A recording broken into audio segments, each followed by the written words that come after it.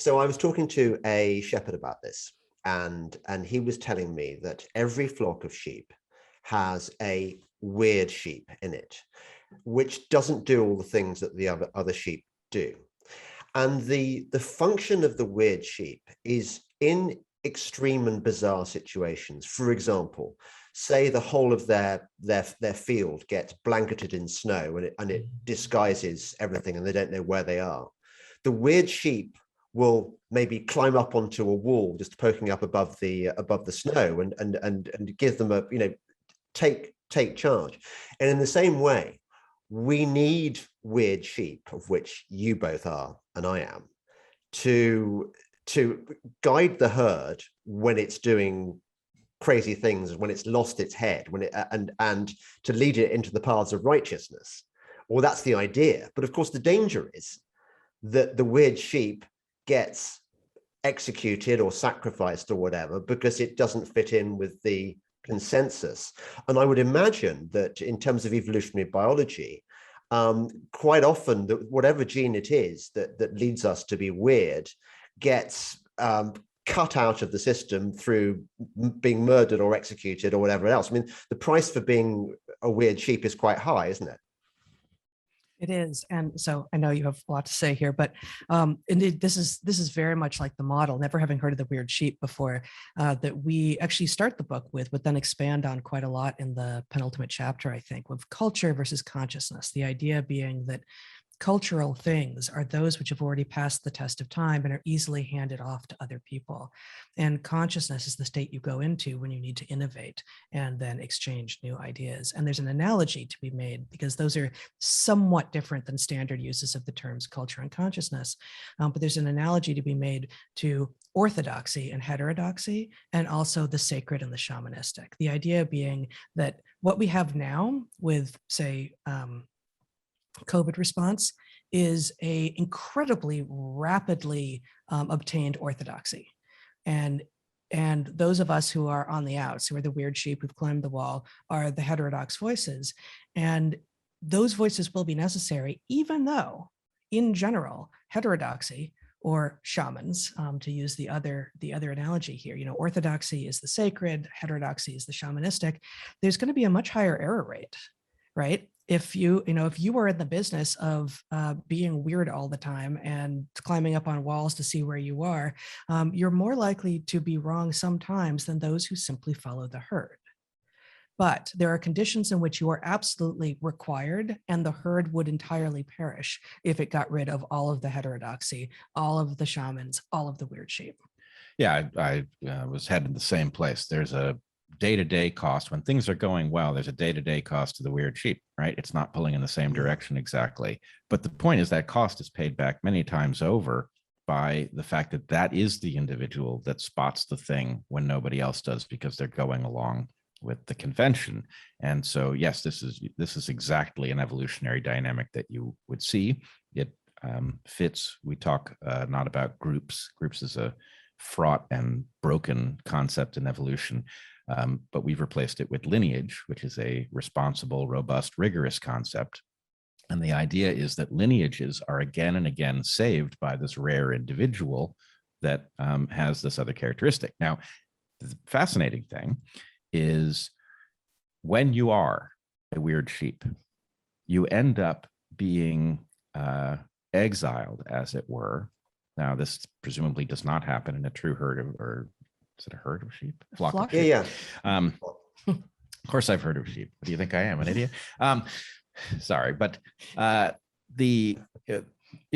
of sheep, presumably I think I'm stealing it from Laurel and Hardy of all things, but no, it's Abbott Costello. It's Abbott and Costello. Oh, is it? Okay. Right.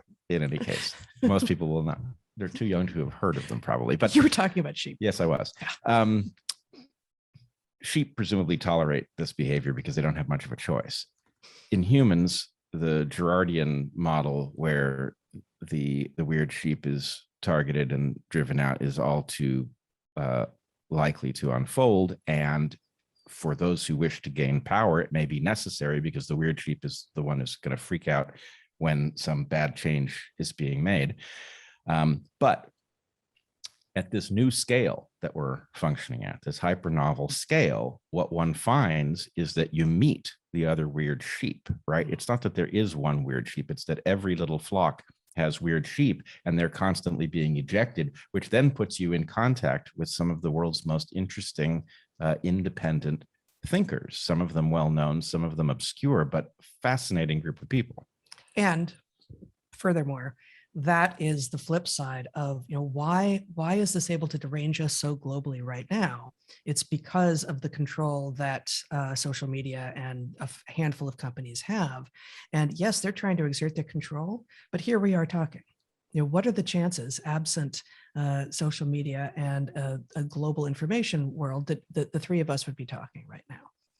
Next to zero. Totally. I mean, if anything good has come out of this horror that we're experiencing now, it is that people like us have met. I mean, for example, look, right. You guys are self-described progressives, aren't you? Yes. I would never have called myself progressive, or whatever the opposite of progressive is. I mean, reactionary, is it?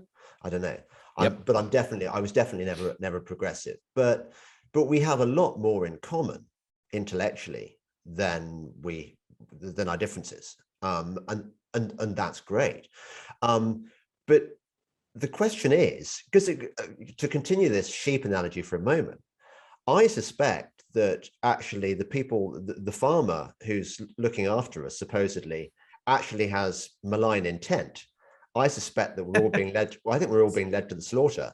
And I, as chief weird sheep in my flock, I don't want this to happen, and you presumably don't want it to happen either. So how are we going to win over the rest of the herd? The flock, which currently are thinking, "Hey, the farmer loves us, and it's just going to be great, and we're just going to be barring, happily away for the rest of our long lives. We're not going to end up as mutton or lamb chops or whatever." How do we reach the rest of them? Well, and sorry, yeah. I'm going to again say something first and then let you go. One of the errors of looking back on times in history that were obviously deranged is that the modern mind always thinks it would have known. And we're seeing this experience actually in one of our son's history classes, where they're literally studying it's Hitler and Castro and other extraordinary figures from history who had what is being called a cult of personality. And there is no connection being made between those historical times and the censorship and the cutting down of some voices and elevating of others without any evidence for why you should be doing so, and the modern times. And it is that near impossibility of seeing where you are in the moment, and what the question that you're asking, which I'll let Bret answer more fully, is at what point within a flock, within a herd, within a population of people, is it time to switch from the orthodoxy to the heterodoxy, to move from the supposed safety, the historical safety of the sacred, into the more chaotic but utterly necessary shamanistic? And that's, and how do we do it right now is the question that I hear. So this brings us back actually to the conversation we were having at the top about what was going on in our classrooms before Evergreen so publicly melted down. And the answer to your question, how do you wake the others to what is taking place, should be prediction. Prediction is the coin of the realm. To the extent that we have a model that says, actually, this public health response is not only incompetent, it actually goes beyond that. It's the inverse of what you should do if you want to control COVID, as we do. Yeah. Right? That predicts things about what you're going to find. Now, we can fight about ivermectin and say, there either is or isn't evidence that it's effective, and we can talk about what evidence trumps what other evidence and why. But the fact is, we should say, well, if the response to COVID is actually the inverse of what it should be, then that predicts something about what the public health response will say about vitamin D, which is absolutely nothing, right? Vitamin D is the cheapest, safest, most useful intervention on the map in all likelihood. And it's necessary for all sorts of other reasons. Yeah. And even if we were completely wrong about its utility with COVID, which is ever less likely, the collateral benefits that come from from getting people in northern climes to supplement during the winter would be worth it on their own. And yet, when was the last time you heard any public policy pronouncement advocating for vitamin D? So the point is, it's a prediction. Okay. In our case, are Bret and Heather crazy? They said that these things weren't safe when all of the medical authorities were telling us they were. And Bret and Heather, what did they say? They said, we don't know anything about the long-term effects, and that this is a case where we should exercise the precautionary principle.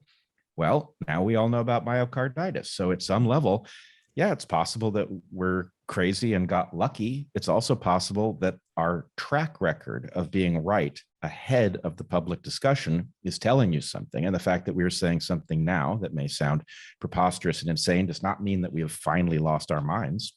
Yeah. It means that once again, you're behind the curve. You can't see what's in front of you because you're paying too much attention to authorities who speak in very unambiguous terms about things like safety and efficacy, when the evidence is, I mean, look, they told you these things were effective, right? They told you that, and now they're telling you 6 months later, they've lost almost complete effectiveness and you need a booster, right?